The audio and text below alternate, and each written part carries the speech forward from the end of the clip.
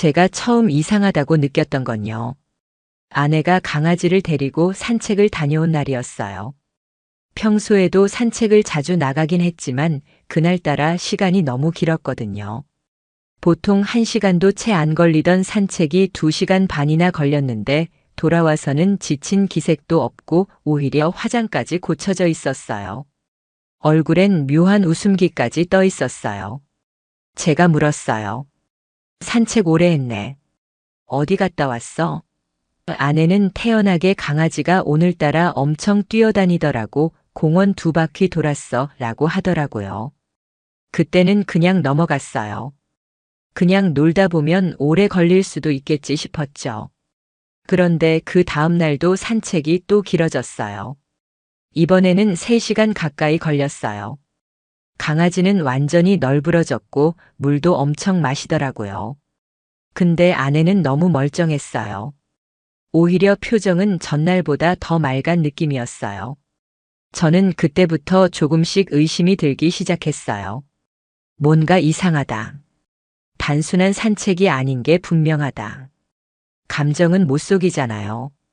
사람 얼굴이라는 게 숨기려고 해도 드러나는 법인데 아내는 요즘 너무 기분이 좋아 보였어요. 자꾸 웃고 눈빛도 이상하게 반짝였어요. 며칠 후였어요. 제가 재택근무를 하던 날이었는데 아내가 강아지를 데리고 나갔어요. 전 일부러 핸드폰으로 시간을 재봤어요. 나간 지 정확히 20분 후에 동네 공원 쪽으로 가봤어요. 그런데 강아지 산책 나가는 길이 아닌 다른 방향으로 걸어가고 있는 아내를 봤어요. 그때 옆에 어떤 남자가 같이 걷고 있었는데요. 강아지 목줄은 아내가 잡고 있었고 남자는 손에 커피를 들고 있었어요. 두 사람은 무슨 연인처럼 자연스러웠어요. 저는 너무 놀라서 숨을 죽이고 도망치듯 돌아왔어요. 그리고 한참 동안 집 앞에서 서성였어요. 제 눈을 의심했어요. 아무리 그래도 설마 저럴 수 있나 싶었죠. 그날 밤에 아내가 돌아오고 나서 저는 일부러 아무 말도 하지 않았어요. 표정 하나 바뀌지 않고 일상 대화를 이어가는 아내를 보면서 제 속은 뒤집어지고 있었어요. 그렇게 평소와 다름없이 저녁을 먹고 TV를 보는데 아내는 갑자기 웃으면서 말했어요. 우리 강아지 산책 덕분에 요즘 너무 좋다. 건강도 챙기고 기분도 풀리고 저는 웃지도 못하고 그냥 가만히 있었어요. 그 말이 너무 역겨웠어요. 그저 강아지 산책이 아니라 남자 만나러 나간 거 아니냐는 말이 목구멍까지 올라왔는데도 꾹 눌렀어요. 다음 날부터 저는 일부러 일찍 퇴근하기 시작했어요. 업무를 재빠르게 마치고 집으로 돌아와 아내의 산책 시간대를 노렸죠. 그리고 어느 날 드디어 결정적인 장면을 목격했어요. 아내가 강아지를 데리고 골목길로 들어서고 있었는데 그 길 끝에는 모르는 남자가 서 있었어요. 아내는 강아지를 품에 안고 그 남자 쪽으로 다가갔어요. 그리고 그 남자는 익숙한 듯 강아지 머리를 쓰다듬고는 아내 어깨를 살짝 감싸더라고요. 그 장면이 지금도 눈에 선해요. 진짜 어이없고 화가 나서 주먹이 떨렸어요. 근데 저는 참았어요. 지금 당장 달려가서 따져봐야 소용없다는 걸 알았거든요. 증거가 없으면 다 변명으로 돌릴 수 있으니까요. 그 이후로 저는 아내의 일거수일투족을 기록하기 시작했어요. 몇 시에 나갔는지, 언제 돌아왔는지, 어떤 옷을 입었고 어떤 표정을 하고 있었는지, 심지어 냉장고에 붙여놓은 펜으로 달력에 빨간 점까지 찍어가며 기록했어요. 제가 진짜 이렇게까지 해야 하나 싶었지만 현실이니까요. 너무 억울했고 속에서 열불이 나서 가만히 있을 수가 없었어요. 어느 날은 일부러 몰래 따라가 봤어요. 아내가 산책 나간 지 10분 후에 뒤따라갔고 조용히 멀리서 지켜봤어요. 그런데 이번엔 더 어이없는 장면이었어요. 그 남자의 차가 근처에 대기하고 있었고 아내는 강아지를 차에 태우고 그 남자랑 같이 타더라고요. 저는 너무 충격을 받아서 그 자리에 주저앉을 뻔했어요. 뭐가 어떻게 돌아가는지도 모르겠고 머릿속이 하얘졌어요. 강아지를 데리고 어디로 가는 건지 상상도 하기 싫었어요. 그날 밤에도 아무 일 없었다는 듯이 돌아온 아내는 오히려 저한테 이렇게 말했어요. 강아지가 오늘 산책하면서 너무 예쁜 풍경을 봤나 봐. 자꾸 웃는 것 같더라고. 저는 더 이상 못 참겠다고 느꼈어요. 다음 산책 때는 무조건 추적해서 진실을 파악해야겠다고 다짐했어요. 그래서 저는 몰래 위치 추적기를 샀어요. 인터넷으로 소형 기기를 주문했고 아내가 자주 사용하는 강아지 리드줄 안쪽에 몰래 부착했어요. 기기는 작고 가벼워서 절대 들키지 않을 정도였어요. 그리고 아내가 나가는 순간 앱을 켜서 위치를 추적하기 시작했어요. 처음엔 동네 공원을 걷는 듯 하다가 어느 순간 차도로 빠졌어요. 그리고 얼마 후 낯선 주택가에 도착했어요. 근처에 고급 빌라가 몇 채 있었는데 그중 한 곳에 멈췄어요. 지도상으로도 정확히 위치가 찍혔고 이동도 없었어요. 그 집에 들어간 게 확실했어요. 저는 두 손이 떨렸어요. 제 아내는 거기서 분명히 무엇인가를 하고 있었겠죠. 강아지를 데리고. 저는 도저히 견딜 수가 없었어요. 그래서 다음 주엔 직접 그 빌라까지 따라가기로 결심했어요. 그 다음 주 수요일. 저는 아내가 강아지 산책을 나가는 그 시간을 기다렸어요. 평소보다 더 긴장되고 손끝까지 차가워질 정도로 손에 땀이 났어요. 아내가 현관문을 닫고 나간 순간부터 제 심장은 미친 듯이 뛰기 시작했어요. 저는 조용히 차 키를 들고 뒤따라 나갔고 차 안에서 실시간으로 위치 추적기를 켰어요. 예상했던 대로 강아지의 위치는 또다시 그 빌라 쪽으로 향하고 있었어요. 저는 최대한 조심스럽게 이동해서 그 건물 근처 골목에 차를 세웠어요. 건물 앞까지 다가가 보니 고급 외제차가 한 대 세워져 있었는데 번호판이 희한하게도 낯이 익었어요. 예전에 동네 카페에서 본 적이 있는 차였거든요. 그때는 별 생각 없이 봤지만 지금 생각해 보니 아내가 핸드폰으로 통화하면서 그 차를 훔쳐보던 눈빛이 떠올랐어요. 그 남자 차였던 거였죠. 한참을 주차장 옆에 서성이다가 건물 안으로 들어가는 계단 쪽을 바라봤어요. 그리고 2층 창문 중 한 곳에 불이 들어와 있었어요. 살짝 열려있는 그 창문을 통해 안쪽 그림자가 어른거렸어요. 자세히는 안 보였지만 두 사람이 무언가를 함께 하는 듯한 실루엣이 계속 움직이고 있었어요. 강아지의 실루엣도 간간히 보였어요. 그 작은 생명체가 왜 그 자리에 있어야 하는지 이해가 되지 않았어요. 이용당하는 것 같았고 억장이 무너졌어요. 저는 숨을 죽이고 핸드폰 카메라를 켠 채 영상을 촬영했어요. 멀리서 찍은 영상이라 명확하진 않았지만 두 명의 사람이 함께 있는 건 분명했어요. 그 이후 한참을 그 자리에 서 있었는데 시간이 흐르면서 점점 더 화가 치밀어 올랐어요. 그냥 말 몇 마디 섞고 있는 정도가 아니었어요. 표정과 몸짓이 너무 익숙했고 오랜 시간 함께한 듯한 여유까지 보였어요. 저는 미쳐버릴 것 같았어요. 도대체 내가 뭘 그렇게 잘못했길래 아내가 이런 짓을 하고 있는 건지 도무지 이해가 되지 않았어요. 그리고 그날 밤, 아내는 언제나처럼 아무 일 없다는 듯 집에 돌아왔어요. 강아지는 지쳐 보였고 숨소리가 거칠었어요. 그런데 아내는 너무나 멀쩡했고 오히려 기분 좋은 얼굴로 저녁 준비까지 했어요. 제가 무표정으로 앉아 있으니까 왜 그래? 피곤해 보여라고 하더라고요. 저는 진짜 그 순간 아내 얼굴에 대고 뭔가 소리치고 싶었어요. 하지만 참았어요. 모든 증거가 모일 때까지 저는 아무 말도 하지 않기로 했거든요. 그 다음날 저는 회사에 연차를 내고 근처 탐정사무소를 찾아갔어요. 위치 추적 기록과 제 영상 자료를 보여주면서 확실한 증거 확보를 부탁드렸어요. 담당자는 제 이야기를 들으면서 신중한 태도로 메모를 하더니 일주일만 시간을 달라고 했어요.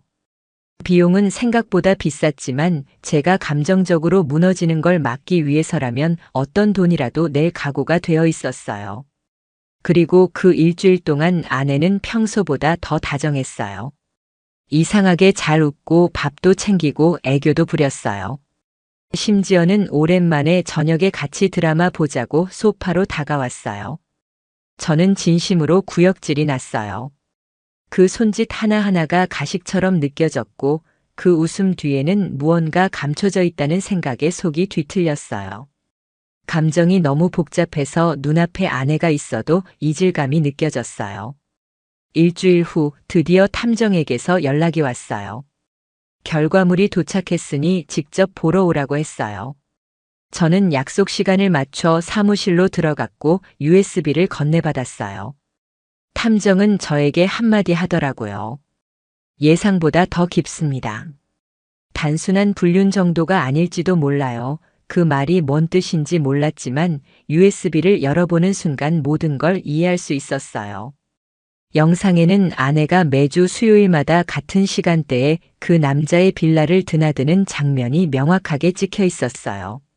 함께 들어가고 함께 나오는 모습도 여러 차례 있었고 근처 카페에서 함께 웃으며 앉아 있는 장면도 있었어요.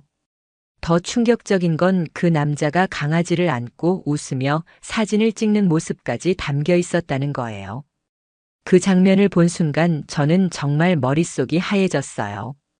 제 반려견이 그런 곳에서 그런 사람 품에 안겨 있다는 사실이 너무 끔찍했어요. 그 이후 저는 조용히 준비를 시작했어요.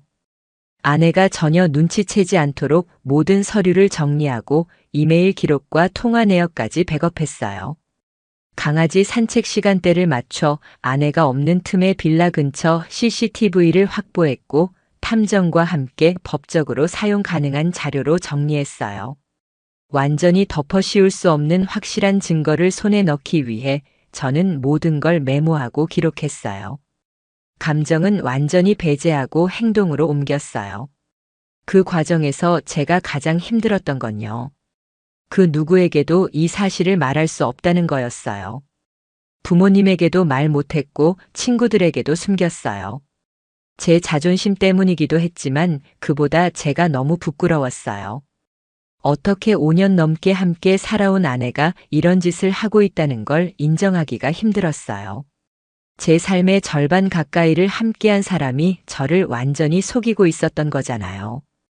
이걸 누가 이해하겠어요? 사람들은 그냥 한마디 하겠죠. 그럴 수도 있지. 요즘 그런 일 많아 하지만 저는 정말 그 한마디에도 무너질 것 같았어요. 그렇게 2달 가까이 아내를 지켜보면서 저는 하나씩 퍼즐을 맞춰갔어요. 매주 같은 날, 같은 시간, 같은 장소, 그리고 같은 사람, 모든 것이 정해져 있었어요. 게다가 그 남자 알고 보니 동네에서 자주 보이던 꽃집 사장이었어요. 심지어 제 생일 때 아내가 사왔던 꽃도 거기서 샀더라고요. 저는 그때 진짜 주먹을 꽉 쥐었어요. 그 꽃을 보며 감동했던 제 모습이 너무나 한심했어요. 저는 마지막 퍼즐이 맞춰지기를 기다렸어요. 그리고 마침내 결심했어요. 다음 주 수요일 모든 걸 끝내기로요. 아내에게 그 어떤 변명도 할 수 없는 순간을 안겨주기로 했어요. 제 삶을 우습게 본 대가가 얼마나 치명적인지를 보여주기로 했어요. 그 주 수요일이 다가왔어요. 아침부터 이상하게 긴장이 됐어요.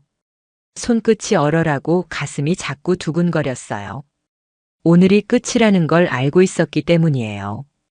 아내는 여느 때처럼 여유롭게 아침을 먹고 강아지를 예쁘게 단장했어요. 작은 리본까지 달아주면서 흐뭇하게 웃더라고요. 그 웃음이 정말 미칠 듯이 밉고 소름 끼쳤어요.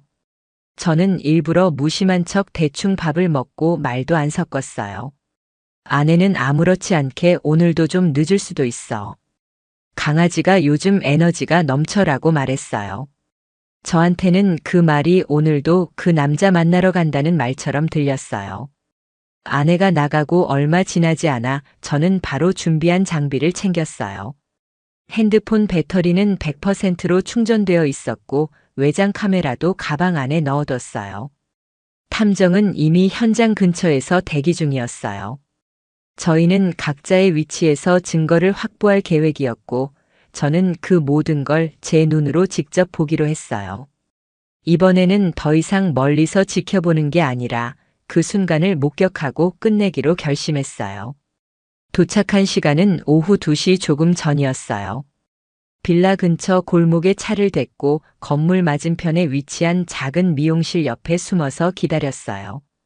그리고 정확히 2시 정각 그 남자의 차가 도착했어요. 운전석에서 내린 남자는 뻔뻔하게 웃고 있었어요. 얼마 후 아내가 골목 어귀에서 강아지를 안고 나타났어요. 두 사람은 아무런 경계심도 없이 서로를 향해 다가갔고 그 남자는 강아지를 받아 안더니 아내에게 손을 흔들었어요. 마치 가족처럼요. 그 장면을 본 순간 저는 모든 힘이 빠졌어요. 그게 끝이 아니었어요. 둘은 함께 건물 안으로 사라졌고 얼마 지나지 않아 창문으로 실루엣이 보이기 시작했어요. 이번에는 그 남자가 아내 머리를 쓰다듬는 듯한 그림자가 드러났어요. 도저히 눈을 뗄 수가 없었어요. 분노가 온몸을 휘감았지만 저는 끝까지 참았어요. 지금 무너질 수는 없었어요. 모든 걸 완벽히 끝내야 했어요. 3시가 조금 넘은 시각, 두 사람이 함께 빌라에서 나왔어요. 강아지를 안은 채 웃고 있었고 그 남자는 아내 손을 살짝 잡고 있었어요. 저는 가슴이 찢어질 듯한 고통을 참아내면서 그 모습을 영상으로 담았어요. 탐정도 옆 골목에서 모든 장면을 촬영했고 동선 기록까지 남겼다고 했어요. 완벽한 증거였어요. 변명조차 불가능할 정도로 명확한 장면들이었어요. 그날 밤 저는 아무렇지 않은 척 집에 들어왔어요. 아내는 여느 때처럼 저녁을 차려두고 저를 반겼어요. 강아지는 지쳐 있었고 아무것도 모른 채 바닥에 누워 있었어요. 저는 평소보다 말이 없었고 아내는 그런 저를 보면서도 아무런 반응이 없었어요. 오히려 미소를 띠고는 요즘 우리 사이 좀 좋은 것 같아 라는 말까지 하더라고요. 그 말이 뇌리에 박혔어요. 저 사람이 과연 어떤 마음으로 이런 말을 할 수 있는 걸까? 정말 모르는 걸까?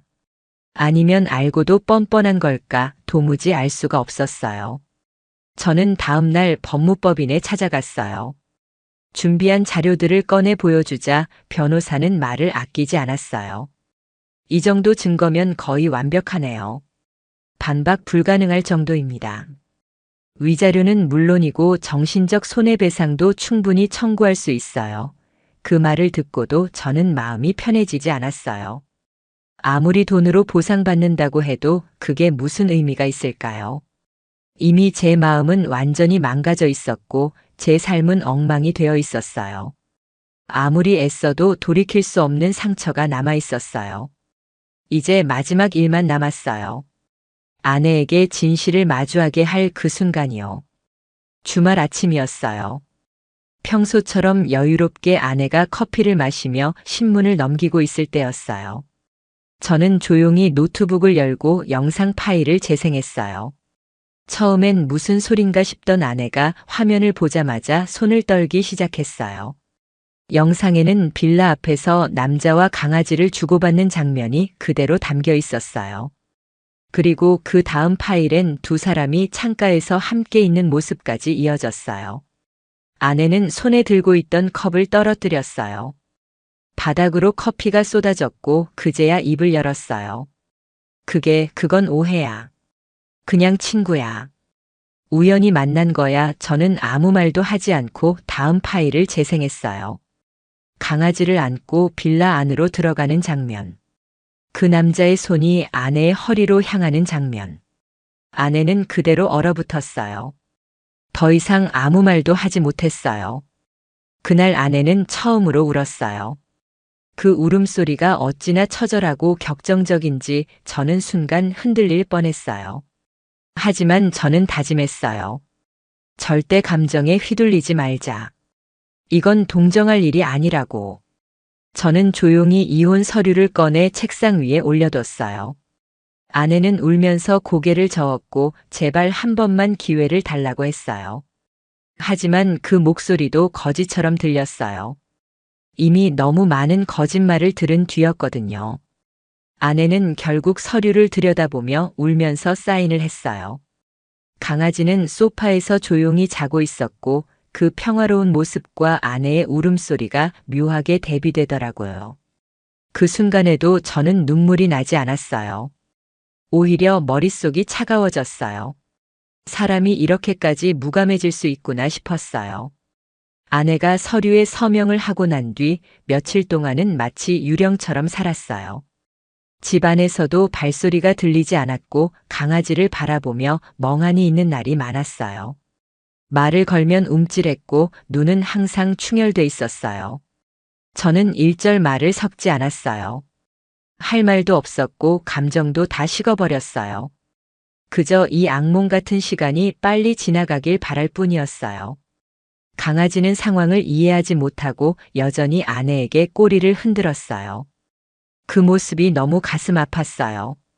저도 강아지를 볼 때마다 울컥했어요.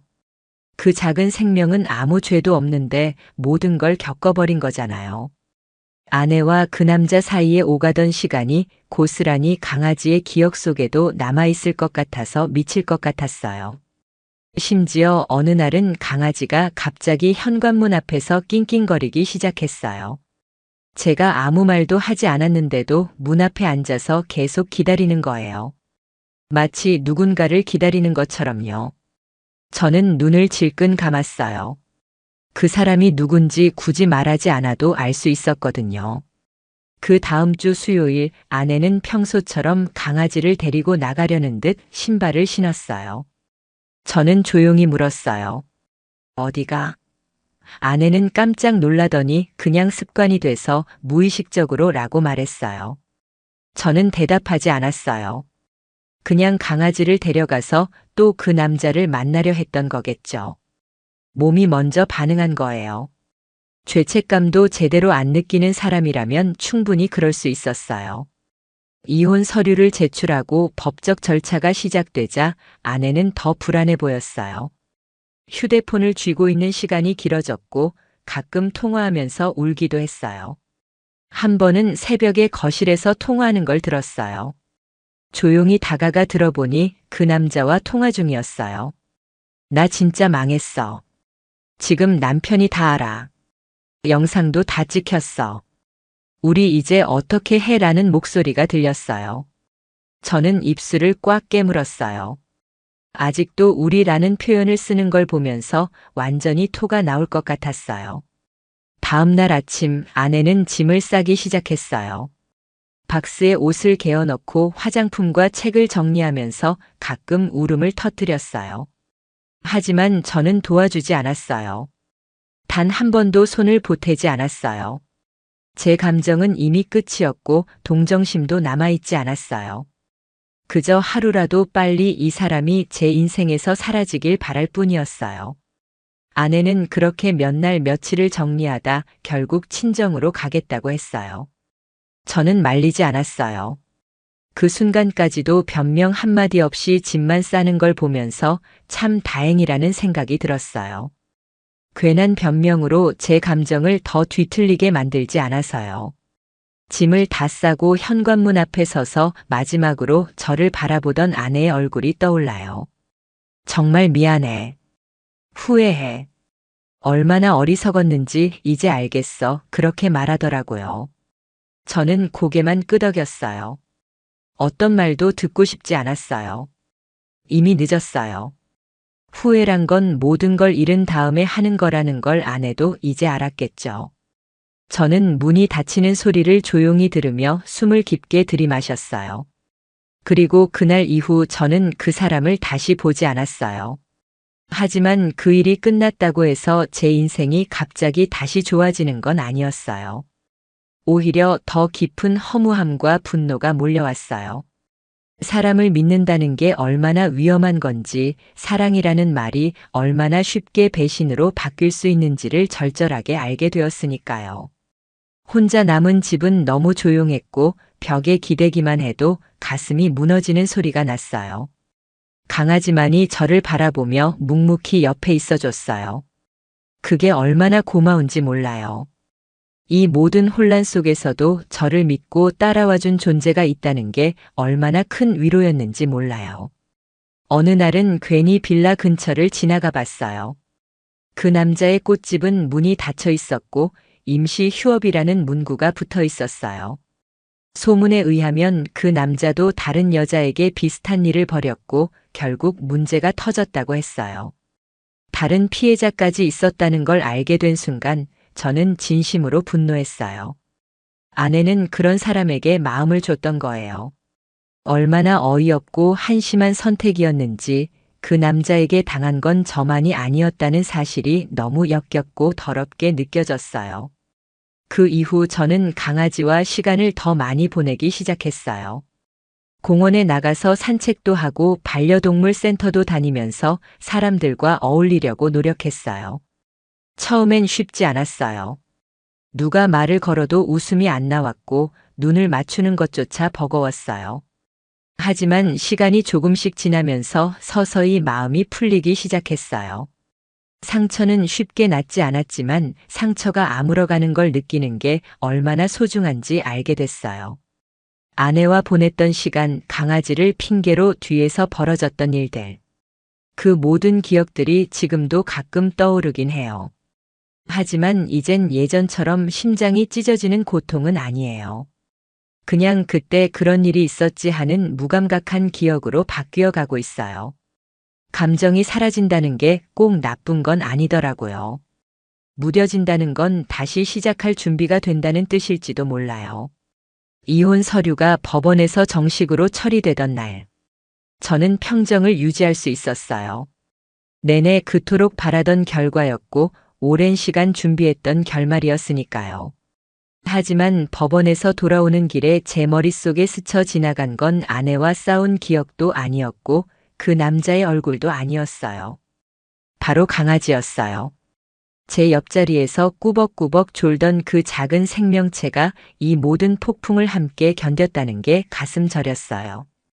정말 순수하고 깨끗한 존재에게 인간이란 얼마나 복잡하고 더러운 것들인지 부끄러웠어요.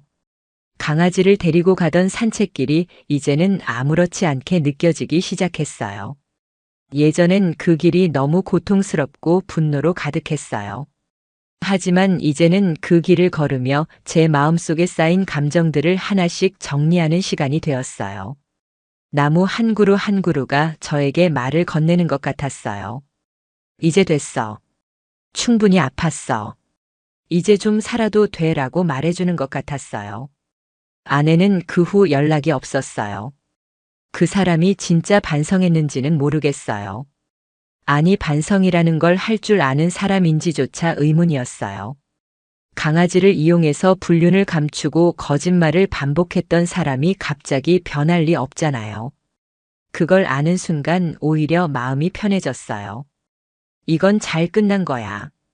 다시 시작할 수 있는 기회야 라는 생각이 들었어요. 몇 달 후 저는 회사를 그만두고 도시를 벗어났어요. 새로 이사 온 곳은 조용하고 사람도 많지 않은 곳이었어요. 작은 단독주택이었고 마당도 있었어요. 강아지를 자유롭게 뛰놀게 해줄 수 있다는 게 가장 큰 이유였어요. 그리고 저 스스로도 다시 한번 제대로 살아보고 싶었어요. 아무에게도 휘둘리지 않고 거짓말에 속지도 않고 오직 저 자신을 믿고 걸어가는 삶을 살아보고 싶었어요. 마당에 해가 들고 강아지가 풀밭에서 뛰노는 모습을 보면서 저는 종종 이런 생각을 했어요. 인간이라는 게 참 약하고 잔인한 동시에 회복도 가능한 존재라는 걸요. 저는 망가졌었어요. 처절하게 무너졌고 믿었던 사람에게 발등을 찍혔어요. 하지만 다시 일어날 수 있었어요. 강아지가 저를 바라보며 꼬리를 흔들고 저녁 노을이 창문을 물들일 때마다 저는 새로 그려가는 삶이 고맙고 소중했어요. 아내와 그 남자, 그들에 대한 기억은 이제 제 삶에 아무런 힘도 없어요. 그들은 제 인생에서 완전히 지워진 이름이 되었고 다시는 연결되지 않을 시간 속 인물이에요. 저는 이제 그 이름을 꺼내지도 않고 기억하지도 않아요. 저에게 중요한 건 지금이고 앞으로예요. 상처는 여전히 남아있지만 그건 이제 저를 보호해주는 방패 같아요. 그 일이 없었다면 저는 아직도 거짓된 삶 속에서 허우적대고 있었겠죠. 강아지는 지금도 제 곁에서 자고 있어요. 제가 일할 때면 옆에서 조용히 숨을 쉬고 있어요. 가끔 제가 한숨을 쉬면 눈을 깜빡이며 제 눈을 바라봐요. 그 눈동자 속에 말 없는 위로가 담겨 있어요. 괜찮아. 난 너를 믿어 그렇게 말하는 것 같아요. 그런 존재가 있다는 건 정말 큰 축복이에요. 이제 저는 누군가에게 속지 않아요. 거짓말하는 사람을 알아볼 수 있는 눈이 생겼어요. 그리고 무엇보다 저 스스로를 속이지 않아요. 아팠던 그 시간은 다시 돌아오지 않겠지만 그 시간 덕분에 저는 훨씬 강해졌어요. 예전처럼 누군가의 말 한마디에 흔들리지 않고 내 감정을 속이지도 않아요. 저는 제가 얼마나 가치 있는 사람인지 알게 되었고 다시는 그 가치를 누구에게도 맡기지 않기로 다짐했어요. 이야기를 이렇게 꺼내놓고 나니 제 마음도 한결 가벼워졌어요. 저는 이제 제 인생의 설계도를 다시 그리고 있어요. 거기엔 아내도 없고 그 남자도 없어요. 오직 저와 강아지만 있어요. 그리고 우리가 걸어갈 길이 있어요. 누구에게도 방해받지 않을 길이에요. 끝은 끝이고 시작은 시작이에요. 저는 지금 새로운 시작을 맞이했고 다시는 같은 실수를 반복하지 않을 거예요.